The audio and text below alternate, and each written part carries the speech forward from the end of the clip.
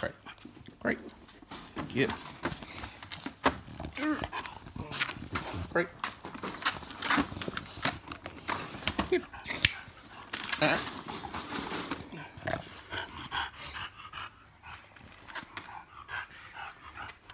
Nope.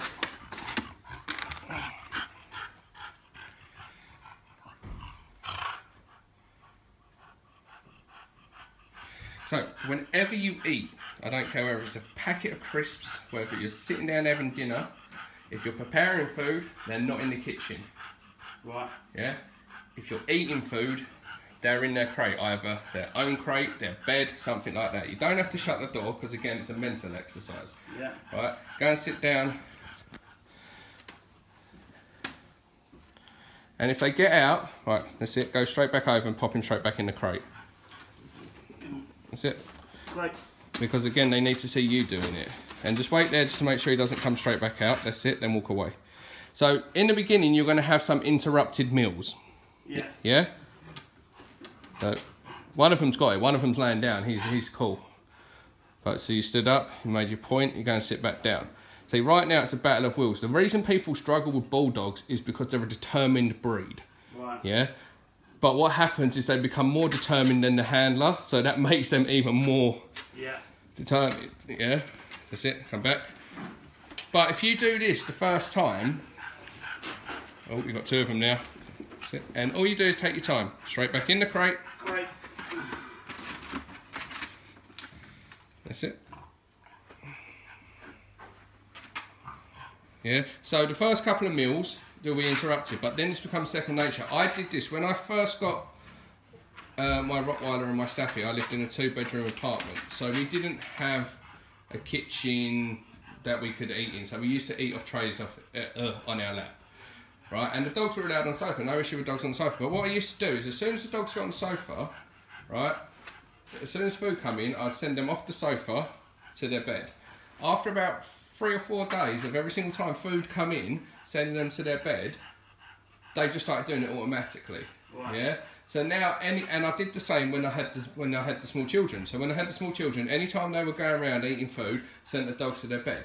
As a reward, I would reward them with a little bit of food left from the thingy. But this way, food falling on the floor. This one.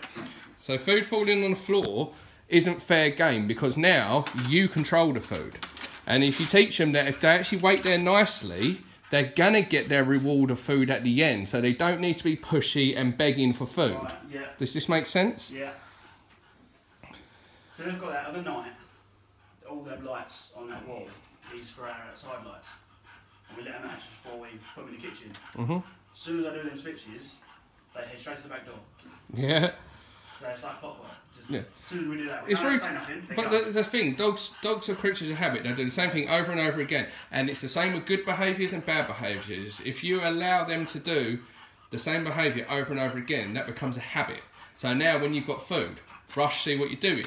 When you sit down with food, sit there begging. When you sit on the sofa, jump and sit on my lap. Yeah, these are all things that they were allowed to do that were often rewarded by either giving them little bits of scraps whilst you're eating, yeah, or stroking them for climbing all over you and things like that. But when you add the second dog into the mix, you wouldn't have been an issue with the first dog per se. Yeah. When you add the second dog into the mix, it then creates conflict because you're letting them both do it. But what they're learning is the humans are not in control. And food's a very primal thing. This one's testing the boundaries. So with that, packet of ham, come and sit on the sofa. Yeah, which will be even more challenging for him. Nice. No, so straight back up, put your hand back where it needs to be and put him straight back in the crate. The other one's got it. The other one that was more into the kitchen.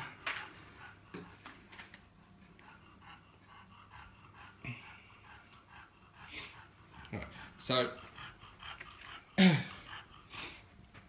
food falls on the floor. Food on the floor. So there's a major trigger. He knows that's there. Yeah? But food falling on the floor is not fair game. Food falling on the floor is just food falling on the floor. But because they have no idea what to do around food, it's fair game. So there's nothing stopping him going for the food.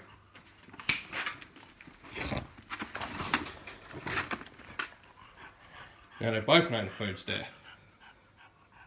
But again, what I'm saying, as soon as food falls on the floor, yeah, one, if the dogs aren't in the kitchen, yeah, you've got time to then turn and address the dog. Yeah. Yeah? But if the dogs are by your feet, whether you're at the table or whether you prepare food in the kitchen, as soon as it falls on the floor, it's going to fall straight in front of them. Yeah. Yeah? So now, see the food's on the floor, right? I have got time to do what I need to do. Yeah. Yeah? If you drop a bit of food while you're eating your dinner, they're in their bed. Yeah. Yeah? Which means by the time they start trying to come out, you're already going towards them going, no, don't even think about it. Yeah? Yeah. And then if I want, just hold the phone a second. So they're not funny if you give them both a treat at the same time. No. No. No. But if I want to, for the behaviour that I'm asking them to do,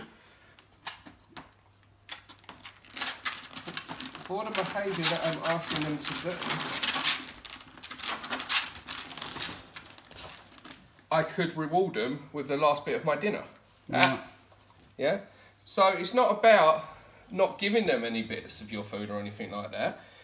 It's about when they do what you like, at the end of it, for doing what you want them to do and behaving the appropriate way, you then reward them. Yeah. And then, take your food, food goes away. Come on in.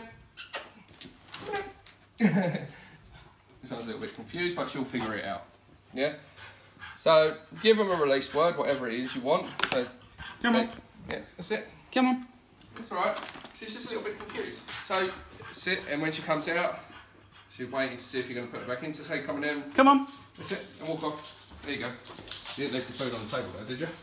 I did. Which is really good because they didn't go charging over for the food. Yeah? But these are all little red flags why the dogs are fighting. Yeah? There is no respect whatsoever around humans' intimate space. Right, yeah. If you sit down, they think that's an invitation to climb all over you and have a fuss. If a human comes in the house, they think it's an invitation to jump all over them and receive a fuss. If humans are eating, they think it's an invitation to go over there and pounce food. Yeah. If food falls on the floor, they think it's an invitation for them to quickly rush and grab it. Yeah? There isn't enough clear rules of what to do in these areas. You can spoil your dogs all day long. You can have your dogs on the sofa.